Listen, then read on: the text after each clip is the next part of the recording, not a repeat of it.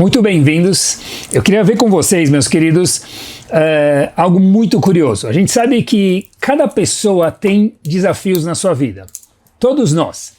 Às vezes a gente acha que, uau, só eu tenho desafios. Esse eu quer dizer todo mundo.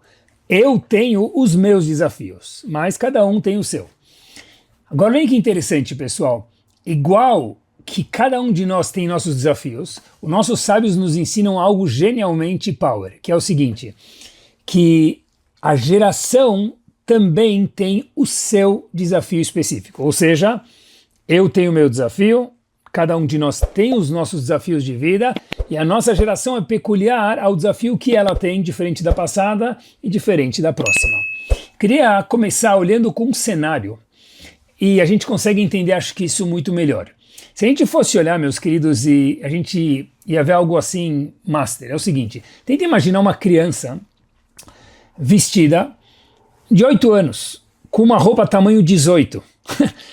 Isso lembra a gente da festa de Purim, parece uma fantasia. Na nossa geração, a gente tem um tamanho, vamos designar 12, por exemplo. A gente precisa saber qual é o nosso tamanho para usar as roupas da nossa geração. Conforme o challenge, o desafio da nossa geração, assim também são as roupas que a gente deve vestir. Eu queria fazer um passeio com alguns personagens da Torá e aprender algo genialmente power com vocês, Bezrat Hashem. Yaakov, quando a gente olha para Yaakov, pessoal, a gente lembra das 12 tribos, porque ele foi o pai, o terceiro dos avós, que deu início às 12 tribos, ele com suas esposas. De verdade, a gente vê algo assim magnífico. A vida de Yaakov foi algo desde que ele nasceu. Literalmente, Esav estava brigando com Yaakov pelo fato de ser primogênito. E Yaakov, fazendo a história muito sucinta, em algum momento da sua vida, chega Rachel e fala para ele, olha meu filho, você precisa ir pegar a Bechorá, a primogenitude, do seu irmão Esav. E Yaakov diz, eu não quero, eu sou uma pessoa que o que eu tenho é meu, o que eu não tenho não é meu. Vem Rivka, sua mãe, diz, eu tive uma profecia que você precisa fazer isso. Opa, se minha mãe mandou, eu vou fazer mesmo que eu não quero. Yaakov pede para o seu pai, Yitzhak, a Berachá. Ele vira o primogênito agora, e Esav, quando descobre isso, porque ele era o primogênito, Esav, o irmão de Yaakov, irmão gêmeo, fica furioso, e ele agora quer matar Yaakov. Yaakov foge para a casa de Lavan, e estando lá ele fala, olha, eu preciso começar minha vida. Ele fala, eu quero casar com Rachel. Lavan fala, claro, é só trabalhar por ela por 7 anos. Sogro como esse ninguém merece. E de repente, no dia do casamento, Yaakov ganha de Lavan Leá em vez de Rachel. Ele acaba casando com Leá, posteriormente ele acaba casando com Rachel, ele fica 20 anos no total na casa de Lavan. E nesses 20 anos a Torá conta pra gente que Yaakov, trabalhando para Lavan, teve o seu contrato mudado 100 vezes. Cada vez Lavan trocava o contrato de business com Yaakov. Teve uma hora, pessoal, que Yaakov falou, chega, cansei, e ele foi embora da casa de Lavan com suas 2 filhas, ou agora esposas de Yaakov. Na verdade, pessoal, e uma família. A gente cansa só de pensar quantos desafios esse homem teve durante toda a sua vida. Óbvio que a gente contou de forma muito resumida. Para virar Yaakov, ele passou por muitas lombadas na sua vida. Moshe Rabbeinu, então, segundo personagem, acompanhem comigo, ele sobe no Har Sinai, já depois de ter virado Moshe Rabbeinu. A gente está pulando uma grande parte da história, mas é o que interessa para o nosso shiur. E de repente ele está pronto para receber a Torá. Mas, um minuto. Ele ficou 40 dias e 40 noites sem comer e sem beber no Har Sinai, para poder receber a Torá.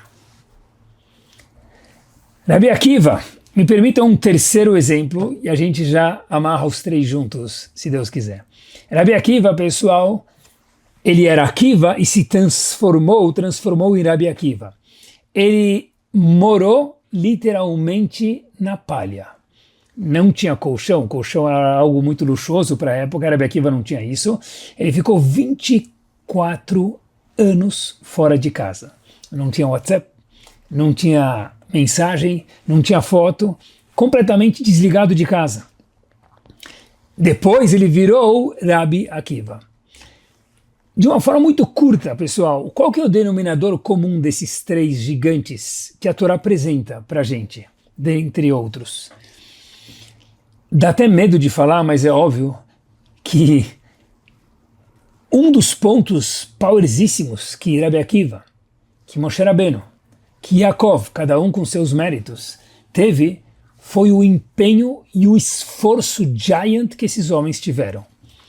Eles se transformaram grandes porque eles exercitaram as oportunidades difíceis que Hashem mandou para eles, cada um as suas. E quando se fala da nossa geração, a pergunta é, e hoje em dia? Como que funciona a nossa vida? O que Hashem espera da gente? Qual que é o challenge da nossa geração? Sabe que antes, pessoal, se a gente for olhar, um livro de 100 páginas era um livro de 100 páginas. Já me explico. Hoje, um livro de 100 páginas quer dizer um resumo de 2 páginas. E um resumo de 2 páginas, isso talvez há 6 meses atrás. Hoje quer dizer um resumo de meia página por tópico já, que o IA, a inteligência artificial, passa para a gente. E vai lá saber quem lê aquela meia página ou aquela 1 página. Quando alguém liga para a gente e a gente não consegue atender porque a gente está em algum lugar, a pessoa manda mensagem e se passa 2 minutos e a gente não responde, a pessoa já escreve, alô, você está aí? A pessoa se sente ignorada. Mas 1 minuto, você me ligou, eu estava ocupado, me dá 1 hora, 2 horas para eu poder te responder. Tem que responder na hora, senão, talvez, se for um business, talvez já faliu o business. A pessoa fica preocupada se ele estiver ligando para cobrar alguém, mais ainda, né? Antes, pessoal, a gente escrevia a lição de casa. Passou uma época que era Ctrl+C, Ctrl+V. E hoje em dia, nem isso não precisa mais. O chat faz pra gente a lição de casa. Quantos vídeos tem? E o vídeo precisa ter 2 minutos. Na verdade, 2 quer dizer 1, porque a gente coloca na velocidade 2, e aí esses 2 minutos viram 1 minuto. É incrível, pessoal, que esse é o desafio, o challenge da nossa geração, onde a geração tem muitas brachot, e as brachot fazem com que tudo seja rápido, porque Chachamim contou pra gente que na época de Mashiach tudo vai ser tão rápido, vai se desenvolver tão rápido como a gente vê de forma assim magnífica, mas por outro lado a gente vive num mundo tão rápido que a gente aprende a operar nesse modo extra fast. O que acontece é, pessoal, que a gente mudou. E quando se trata do desafio da nossa geração, é saber lidar com essa agilidade, com essa rapidez e com essa ansiedade que nós vivemos. A gente vive nessa geração, igual que Chachamim falam para a gente, eduque a criança conforme o que ela é. Existe um conceito que o Rebbe de Slonim traz, que a gente tem que educar a geração conforme a geração, essa geração é. E a gente tem facilidades maravilhosas na nossa geração. Por outro lado, meus queridos, a gente tem algumas peculiaridades que só a nossa geração tem. Acompanhem comigo. Quer emagrecer? Antes, se você quer emagrecer, comece a anotar os pontinhos da sua dieta e come menos. Depois de um tempo, eu lembro que tinha uma máquina que chacoalhava. Você sobe na máquina e não precisa fazer nada, a máquina chacoalha, existe até hoje nas academias, e aí a máquina faz ginástica por você, só segura firme, ela vai chacoalhando, e esse chacoalhar faz com que você se exercite, sem você precisar se mexer, e você vai emagrecendo. Depois de um tempo, pessoal, já não precisa mais nem de plataforma vibratória. Tem remédios, toma uma injeção, injeção de emagrecimento. Uma picadinha 1 vez por semana e resolve. Diminui o seu apetite. Pessoal, nem para a gente emagrecer não precisa mais se esforçar. Só lembrar de dar uma picadinha aqui, não dói muito, né, na barriga, e de repente, óbvio que com orientação do médico, e depois disso, meus queridos, a pessoa em uma semana, um mês, etc e tal, começa a perder peso, e é maravilhoso. As facilidades da nossa geração são outras, e a gente acaba mudando conforme isso, porque se ficou mais fácil, a gente acaba ficando mais laid back, mais passivo e menos pronto para os desafios da nossa vida.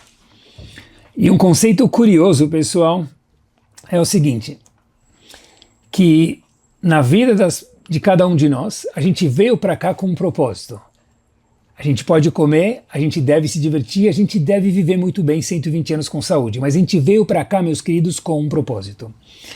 Esse propósito, meus queridos, para ser atingido, ele precisa que a gente passe alguns desafios na nossa vida. Em hebraico são chamados de Isurim. Isurim eu gosto de chamar de desafios, porque eu acho que Hashem vê dessa forma. E quando a gente tem algo que para nossa geração é difícil, mesmo que na geração anterior não era, mas para nós é difícil, aquela atividade, aquela atitude, meus queridos, ela vale 100 vezes mais do que quando feita sem esforço. Mesmo que na geração passada era fácil fazer a atitude X, acordar cedo, por exemplo, se hoje é difícil acordar cedo e a gente acorda, o acordar cedo hoje em dia vale pelo menos 100 vezes mais do que na geração passada. Por quê? Eu acho que o conceito que existe aqui é que o conceito de esforço traz a brachá, traz a bênção para a vida da pessoa. Quando tudo se transforma fácil, o crescimento ele é pequeno. Quando nós temos um esforço, o crescimento se transforma de forma muito maior. A gente vive numa geração muito ansiosa. Como a música já algumas décadas atrás, it's now or never. É agora ou nunca. Eu acho que o desafio da modernidade é essa praticidade que a vida maravilhosamente nos traz, mas tem que ser agora. It's now or never. É agora ou nunca. Mas tem coisas na vida que não dá para ser agora. E o nível de tolerância de cada um de nós, ele fica cada vez menor, meus queridos, quando a gente não está pronto para surfar uma onda um pouquinho mais alta. Eu quero e tem que ser agora. Essa é uma voz que corre dentro das nossas cabeças. Eu quero e tem que ser agora. Quando a gente compra alguma coisa pela internet, a gente recebe um e-mail, acompanhe a entrega do seu produto. E é incrível que você vai acompanhando aonde a caixa está. E quem consegue esperar na entrega standard 10 dias, 5 dias para receber algo? Tem que chegar amanhã, mas eu só vou usar semana que vem, mas eu já preciso receber amanhã. Ou se não, a pessoa cada dia recebe, cada step da onde está a entrega, onde o produto está. É um desafio da nossa geração e nós, Baruch Hashem, fazemos parte disso. A dúvida, às vezes a gente tem dúvidas nas nossas vidas e de repente a gente fala, olha, qual que é a resposta? E às vezes a resposta é, me dá um dia para pensar, deixa eu dormir uma noite com a pergunta. Sleep over the question. Porque, pessoal, o tempo, a paciência, tranquilizar a ansiedade é uma das maiores sabedorias que tem. Às vezes o silêncio, saber olhar para cada um para si mesmo, nesse mundo tão agitado e lembrar quem que a gente é, pensar um pouquinho e olhar a pergunta de uma forma um pouco mais macro e amanhã a gente vai ter uma resposta mais clara para essa resposta, para essa pergunta, que se a gente respondesse hoje, ia ser um puf, não necessariamente o correto. Nossos sábios dizem, siag lechokhmah, quer ficar sábio? Shtiká. Saiba ficar um pouco em silêncio. Óbvio que a gente precisa conversar com as pessoas. Shtiká quer dizer saiba ouvir o momento, saiba entender a oportunidade. Não agora, imediatamente eu preciso ter a resposta. Sabedoria pessoal é saber esperar. É saber ficar em silêncio, é saber escutar o outro e a situação que a gente está e o momento, a geração que a gente vive. Nem tudo funciona na velocidade 2 do WhatsApp. Tem coisas que sim e tem coisas que não funcionam. Olhem só que bomba, como a paciência ela é indispensável. Leá teve 6 filhos. Leá, em um momento, assim conta o Talmud no Tratado de Brachot, falou o seguinte, ela estava grávida, ela falou, se eu tiver mais um menino, minha irmã Rachel não vai conseguir nem ter 2 meninos, e ela vai ter menos filhos que as outras concubinas que Yaakov, meu marido, tem. Então ela fez uma tefilá para Hashem, esse bebê que está na minha barriga, que seja uma menina, para que minha irmã Rachel tenha pelo menos mais ela um menino, e tenha pelo menos 2 meninos que vão ser 2 tribos. Senão ela vai ter menos filhos que Bilhá e Zilpá, e vai ser uma vergonha para minha irmã Rachel. Assim disse Leá na sua tefilá. De repente, Hashem faz um milagre, e nasce uma bebê para Leá, menina, Diná no caso, e assim Rachel teve 2 meninos, Yosef e Binyamin. Ótimo, Diná cresce. Essa mesma Diná que nasceu para que Rachel, sua irmã, fosse beneficiada, cresce, e quando o povo está andando na sua jornada, eles passam por um lugar chamado Shechem, e Diná, essa mesma menina, ela é pega por um homem chamado Hamor. Esse era o nome dele. Hamor em hebraico é burro, mas é o nome da pessoa. Ele era um ser humano. E aí ele se comportou como um burro, mas era um ser humano. Ele foi lá e sequestrou Diná e fisicamente abusou ela. Pessoal, tentem imaginar uma das 12 tribos. Hashem chega e fala o seguinte, na Torá, que os irmãos sentiram algo quando eles viram que Diná foi assediada. Arquezoná e Asetachoteno, a nossa irmã foi tratada de uma forma vulgar, que eu não quero nem traduzir a palavra aqui. Pessoal, uma das 12 tribos foi tratada como uma mulher de rua, assediada por um homem. Os irmãos ficaram furiosos, e Yaakov também ficou chateado. Agora, o que não dá para entender é um minuto. Leá abriu mão de ter um menino e nasceu uma menina. Essa menina é Diná. O prêmio que ela ganha é que a menina, durante sua vida, é assediada. Um minuto. Cadê a recompensa da bondade de Hashem pela bondade que Leá fez? Pessoal, imaginem só. Uma menina hoje em dia ser assediada é algo assustador. Imaginem mais ainda, meus queridos, quando se trata de uma das 12 tribos.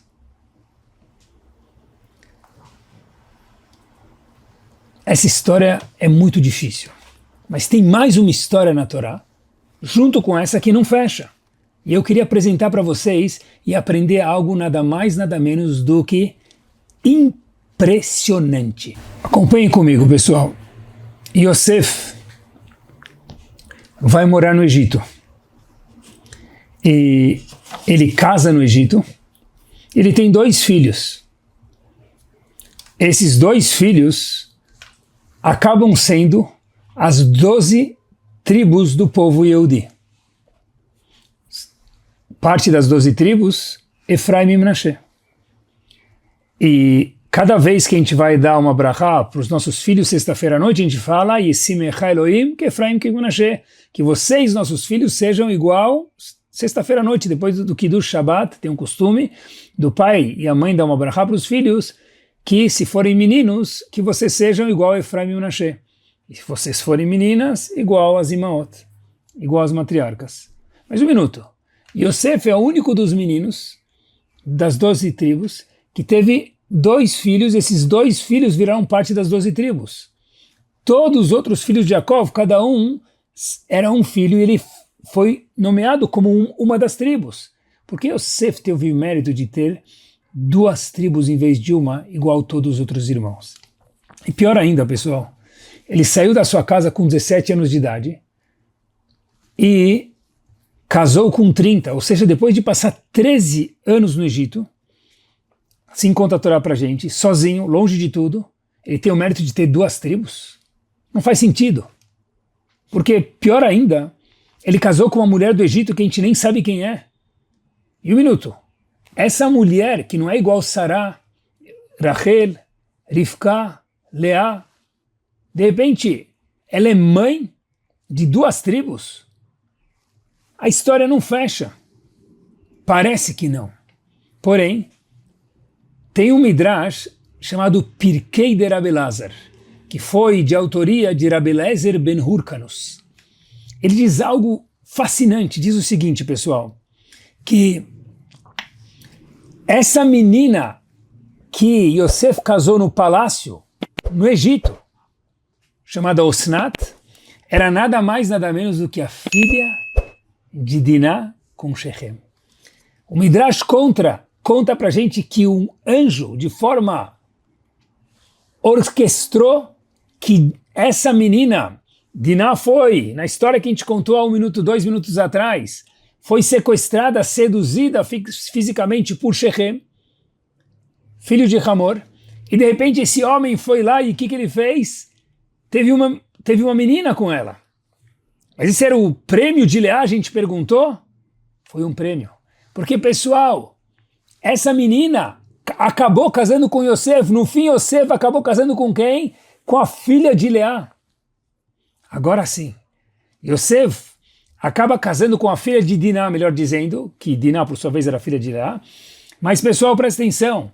A história fecha de um jeito maravilhoso. Leá pede para Hashem, por favor, eu quero ter uma menina para que minha irmã Rachel possa ter um menino. E a gente perguntou, mas um minuto, esse é o prêmio dela, que a filha foi seduzida? A resposta é que essa menina que foi seduzida teve uma outra menina. E essa menina foi quem casou com Yosef depois. E daí saíram 2 tribos e não uma só. Porque veio de Yosef e veio dessa história de Leá ter feito um chesed gigante, aberto mão para sua irmã Rachel. Mas, para a gente poder fechar a história, precisaram passar 30 anos. Nesse interim, pessoal, tinha um enigma. E provavelmente as pessoas da época se perguntaram, 1 minuto, Leá fez o chesed, é assim que Hashem paga de volta? E a resposta é, meus queridos, que por enquanto é assim. Mas se a gente souber ter paciência, a gente vai ver que sempre na vida a história fecha. Uma vez eu vi uma frase que tudo se resolve. E se ainda não se resolveu, é porque ainda no final tudo se resolve. Se ainda não se resolveu, é porque ainda não chegou ao final. E se fosse hoje, pessoal, que a história de Leá tivesse acontecido, a gente talvez sairia gritando, "We want the answer now." A gente quer a resposta, mas tem que ser agora. Talvez a gente teria ido para o Rav, perguntar, Rav, qual é a minha resposta? Leá, a gente não vê em nenhum momento que ela foi questionar Hashem. Sabe por quê? Porque essa é a diferença, pessoal, de pessoas pequenas e pessoas grandes. Pessoas grandes sabem esperar. Sabem que no final tudo tem uma resposta. E se a resposta não chegou, é porque ainda não está no final. Pessoas menos maduras, e é normal, a pessoa precisa amadurecer durante a vida, mas pessoas menos maduras, elas passam por uma situação de vida que elas começam a questionar. Quanto mais cozida a pessoa é, mais instruída a pessoa é, mais paciência a gente tem. E quando a gente tem paciência, a gente acaba virando também mais maduro. O Ramban diz algo para a gente muito, muito, muito curioso. Sabe que tem perguntas que a gente passa na nossa vida, Óbvio que quando se trata de um sobrevivente da Segunda Guerra, tem muitos sentimentos envolvidos e não é sobre eles que a gente está falando. Mas nós, que lemos a história, que fomos nos campos visitar depois, que não sobrevivemos à guerra, a gente não passou pela guerra, fisicamente. A gente tem, às vezes, uma pergunta, onde estava Deus no Holocausto? Pode perguntar? Claro que pode. A gente sempre pode perguntar para as pessoas certas que tenham respostas coerentes conforme a visão dos nossos sábios e, obviamente, de Hashem. Mas o Ramban conta para a gente, pessoal, algo fenomenal. Ele fala o seguinte, que depois de 120 anos bem vividos de cada um de nós, ou quando o Mashiach chegar, ele fala que a gente não vai mais ter respostas para as perguntas que a gente teve em vida. Sério? Diz ele sim. Sabe por quê? Porque as perguntas nem vão existir. A situação vai estar tão clara, clara igual o sol, pessoal. Muito claro. Uma luz muito clara, muito fácil de ver. Que não vai precisar de resposta para perguntas, as perguntas nem vão existir. Por quê? Porque no final, tudo tem uma resposta. E se não tem resposta por enquanto, é porque ainda não chegou no final.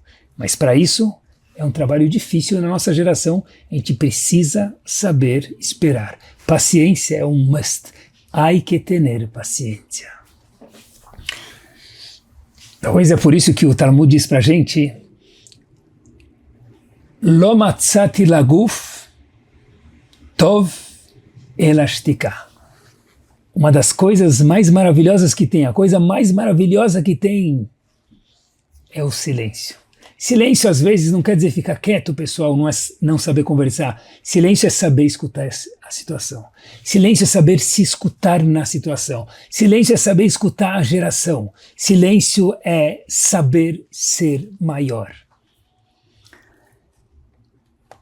Quando a gente fala sobre relações interpessoais, a gente escuta alguma coisa legal para colocar na prática, em um shiur, ou em algum acompanhamento de algum mentor, e de repente a gente fala, olha, mas eu já pratiquei isso por uma semana, por 2 semanas e eu ainda não vi resultado.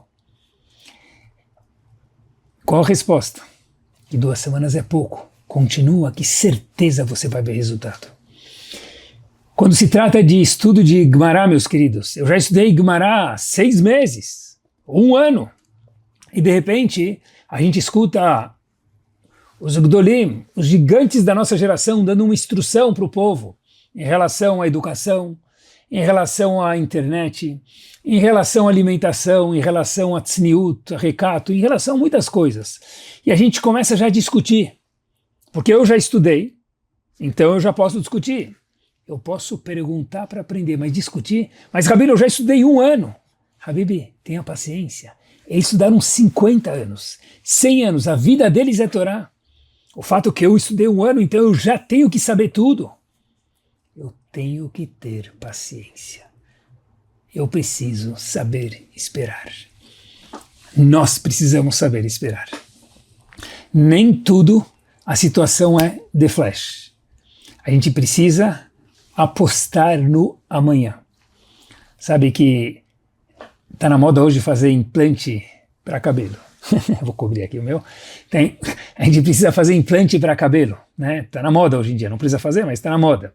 Demora, a pessoa tem que fazer o implante, tem que raspar, tem que colocar, ele anda de boné por um tempo, até crescer demora alguns meses. Ah, mas eu fiz o implante e eu ainda não vi a diferença. Tem que saber esperar. Aprenda inglês em 1 mês. Talvez se for a palavra inglês, você vai aprender English. Mas falar inglês em 1 mês, jamais dans la vie. Eu trabalho faz 1 ano em tal empresa, a gente escuta os jovens falarem, e eu ainda não cresci, eu ainda não me desenvolvi. Claro que cresceu, claro que se desenvolveu, mas tenha paciência para você sentir esse desenvolvimento. Eu já rezei por 2 semanas por algo, e Hashem não me respondeu, ou ele me respondeu não, ou Hashem não me escuta. Sim, Hashem está escutando, mas tem coisas que demoram, pessoal, com toda modernidade e tecnologia do mundo, ter um bebê, por enquanto, demora 9 meses. Ah, mas tem tecnologia? Tem, mas 9 meses demora. Por quê? Porque Hashem fala para a gente o seguinte: eu quero te ensinar, meu querido bebê, que você está pronto para sair para o mundo. E já sai, chegando, quando o bebê já chega, ele nasce, ele já vem chorando, vem esperneando, ele já vem pronto para conquistar o mundo. Mas saiba que você vai ter que esperar 9 meses para poder sair da barriga da mamãe. Por quê? Porque desde o começo da vida, saiba que as melhores coisas da vida demoram tempo para acontecer. Continue investindo, que certeza você vai ver frutos. Eu queria contar uma história para vocês, pessoal, para ver que quando a gente tem paciência e a gente sabe esperar, que não é fácil, certeza tem frutos. Um jovem da comunidade, conhecido, a história não se passou no Brasil, vamos chamar ele de Eliezer. Ele foi alegrar um noivo e uma noiva, tem uma mitzvah muito grande, ele foi num casamento, alegrou a noiva, e ele fazia parte do Bet HaKnesset, da comunidade, da sinagoga, daquela comunidade, e ele viu o Rav da comunidade, Rav Baruch, vamos dar o nome assim, a história é 100% verdadeira, só os nomes foram modificados, Rav Baruch, e Eliezer passou perto do Rav Baruch, e Rav Baruch não falou oi para ele. Tá bom, Eliezer continuou dançando no casamento, com a pulga atrás da orelha. Ele passa de novo na frente do Rav, e ele tenta dar uma cenadinha assim, e o Rav nem olhou para ele de novo. Já começa, e a gente faz isso muitas vezes, aqui naquela nuvenzinha do gibi, aqueles pensamentos que vieram na cabeça de Eliezer, esse jovem que fazia parte da congregação, falou: olha, poxa vida, será que eu fiz algo errado que o Rabino não me falou, e pela segunda vez que eu passei do lado dele? Será que, sabe, ele começou a voltar o vídeo da vida dele no último ano. Será que eu conversei na sinagoga recentemente? O Rav está chateado comigo, ele não está me falando oi para que eu aprenda alguma lição? Peraí, será que eu não paguei a mensalidade da sinagoga? Ele de verdade começou a fazer um monte de perguntas. Por que o Rav não me falou oi? Até que de repente Eliezer foi muito macho, no bom sentido. Ele chegou para o Rav com toda delicadeza e falou: Rav, desculpe, será que eu fiz alguma coisa incômoda para o senhor para que eu seja ignorado? O Rav olha para ele e fala: um minuto, só deixa eu chegar um pouquinho mais perto. Ah, Eliezer! Quando o Rav falou, quando o Rav Baruch falou para Eliezer: deixa eu chegar um pouco mais perto para ver quem é, Eliezer ficou confuso. Como? O Rav me conhece faz anos na sinagoga, ele conhece eu e minha família. Eliezer logo entendeu, porque o Rav explicou para ele: eu estou fazendo um tratamento nos meus olhos, que eu perdi um pouquinho a visão, e nesse tratamento eu preciso de um tempo para cauterizar minha visão, para poder voltar de novo a ver de uma forma clara. E Eliezer já não tinha mais pergunta. E não precisava mais de resposta, como disse o Ramban anteriormente. Porque o Rav não me cumprimentou? Simplesmente porque ele não me viu. No caso, Eliezer foi educado e fez o certo de perguntar por que o Rav não cumprimentou ele. Mas muitas vezes a gente passa na vida e começa a assumir coisas, que se a gente tiver um pouquinho mais de paciência, ou perguntar, ou esperar, a gente vai ver que não foi nada disso. Porque alguém que vive com paciência, essa pessoa sempre vai ter resposta. E se ela tiver muita paciência, nem resposta ela não precisa ter, porque a pergunta nem vai mais existir. Yosef só virou Yosef, meus queridos, porque ele passou décadas de testes no Egito.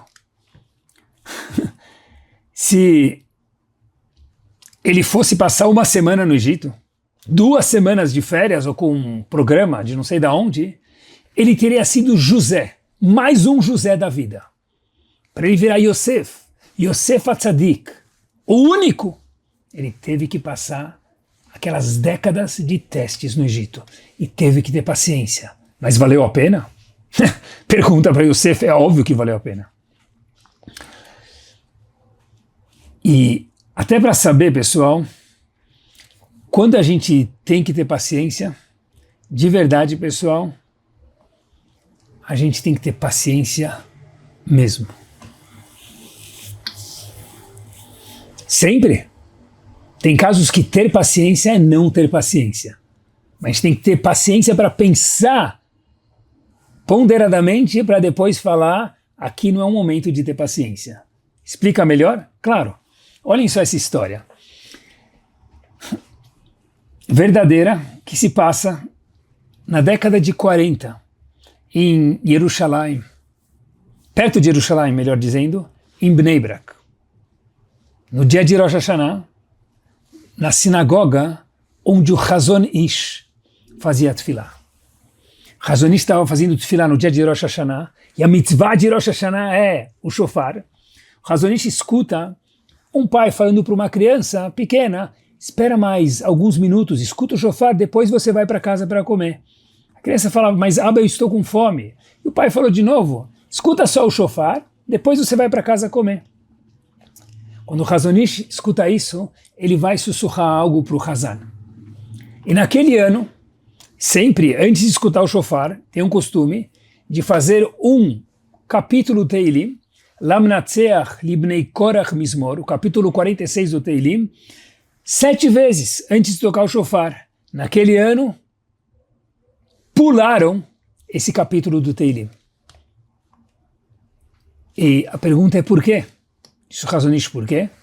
Porque tem uma criança com fome aqui atrás e o pai acha que é importante ele escutar o shofar.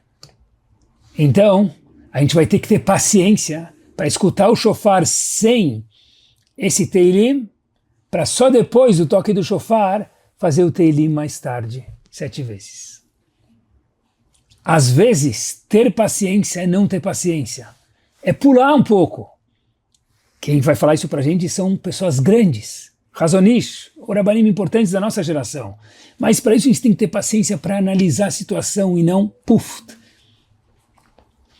Quando a gente escuta, pessoal, uma situação, a gente consegue reagir bem. Quando a ansiedade vem à tona, me permitam um português claro, infelizmente a gente acaba fazendo algo em português claro, caca. Só faz coisa errada. Isso mesmo. Sim, uma criança que tem acompanhamento psicológico, ou uma pessoa quando está fazendo personal trainer, exemplos do cotidiano, ou um jovem quando está estudando, qualquer uma dessas situações é um processo. Esse processo, pessoal, não adianta falar, mas já fui 6 vezes e não adiantou. Eu não vejo resultado. A gente ver resultado demora. Mas teve progresso? Claro que teve. Prova para mim? Provo. Quando a gente cresce de altura, estatura, pessoal, foi de 1,50 m para 1,60 m. Passou um ano, a gente viu a diferença. Ou, quando a gente vai no barbeiro, e o barbeiro faz algum erro no cabelo da pessoa, e cada dia ele olha no espelho, ou ela olha no espelho e fala, olha, estou esperando o meu cabelo crescer para consertar o erro que o barbeiro fez. E na verdade não cresce. Cresce ou não cresce? Cresce, porque depois de um mês o cabelo já estava grande de volta. Mas se a gente olhar cada dia, parece que não cresce. Se a gente olhar cada dia o progresso físico, parece que o personal não está fazendo nada. Se a gente olhar cada dia o progresso do psicólogo, parece que não está ajudando nada. Ou do mentor, ou do estudo da Gemara, Leavdir, o que for. A gente tem que ter paciência para ver o crescimento. Porque crescimento sempre tem. Cresceu. Mas às vezes demora. E quando demora é porque cresce, mas puf, bomba.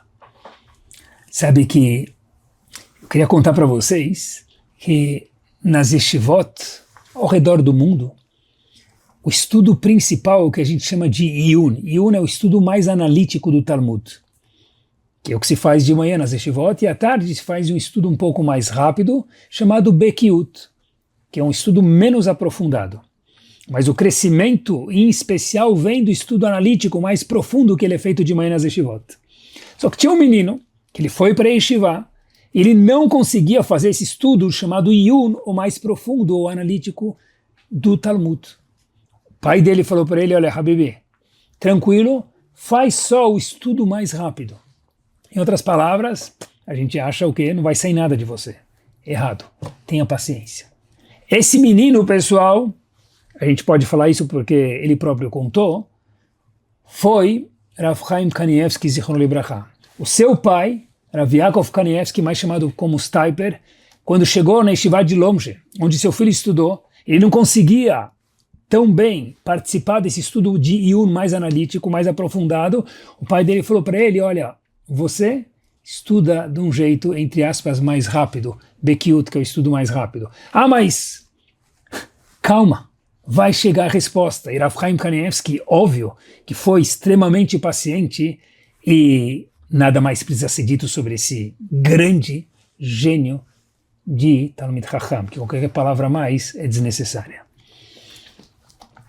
Queria terminar com uma história, que paciência é um must, paciência é necessário. Tem que ter paciência até para escutar a história que eu vou contar para vocês agora. Calma, mas a história é verdadeira, pessoal. Quando a gente se esforça de verdade, sempre faz um eco. Se não fez o eco ainda, é porque a gente ainda não teve paciência o suficiente, porque não chegou ao final. Porque no final, tudo fica esclarecido. A história é a seguinte, com ela a gente, Bezerra Hashem, fecha. Gidi Katz, piloto do exército israelense, sem nenhuma formação religiosa, era uma inspiração para as pessoas ao seu redor. Era um piloto assim, par excellence, como pessoa e como piloto, que é um trabalho que é nada fácil, momentos de bastante tensão. Ele tinha uma avó, sobrevivente da Segunda Guerra, que nunca falou nada sobre o assunto. Ele já tentou algumas vezes, mas nada. Uma das vezes, o exército de Israel promoveu uma viagem para a Europa. Ele, que não tinha muito conhecimento religioso, falou, eu quero ir. E a mãe dele, por qualquer razão, entregou um teilim para ele que ele exatamente não sabia como manusear isso. Ele levou. E uma das paradas na Europa, em visitar os campos, era um campo chamado Stutthof, que por coincidência e por conhecimento de todos nós, cultura, ele foi o primeiro campo fora das fronteiras pré-guerra na Alemanha. Eles começaram a andar por lá e foram no campo, em um lugar, em outro lugar, nos diversos pontos do campo de Stutthof mais uma vez. E o que mais emocionou Gidi Katz foi quando ele chegou nas câmeras de gás. Ele pegou o Tehillim, ele sentiu uma razão para fazer o Tehillim, mas ele abriu o Tehillim e não sabia nem como manusear esse livro.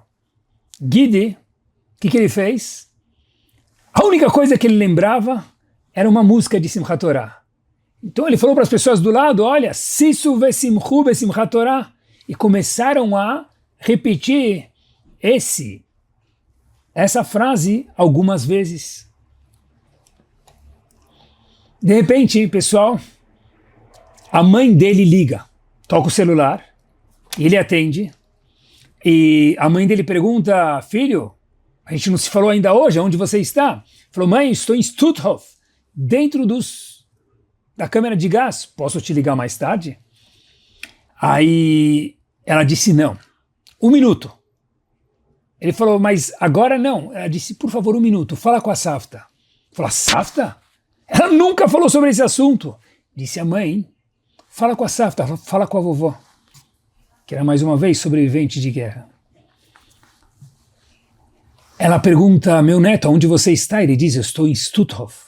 Ela diz, em Stutthof? É aí que eu passei com a minha família. Pela primeira vez, ela começou a contar alguma coisa da guerra. Eu rodei aí, e quando a gente chegou nas câmeras de gás, e aí houve um silêncio. Eu tinha ficado 10 anos sem ver meu pai. E eu acabei descobrindo que meu pai fazia parte do Sonderkommando naquele momento. E um episódio que meu pai me contou, que aconteceu lá dentro. Aonde você está agora, meu filho? É que, já que ele era do Sonderkommando, e os oficiais nazistas saíram para fumar um cigarro, ele falou para as pessoas que estavam do lado dele, hoje é Simchat Torah. E o que eu lembro de Simchat Torah é uma frase. Sisu vesimchu besimchat Torah. E meu pai, seu bisavô, dançou essa mesma música aí há 3 gerações atrás. Que você está hoje dançando de forma livre em Stutthof. Quando a gente investe e a gente sabe esperar, certeza, a gente vê o resultado. No fim, tudo fica claro. E se não ficou, é porque ainda não chegou no fim. Semana maravilhosa a todos.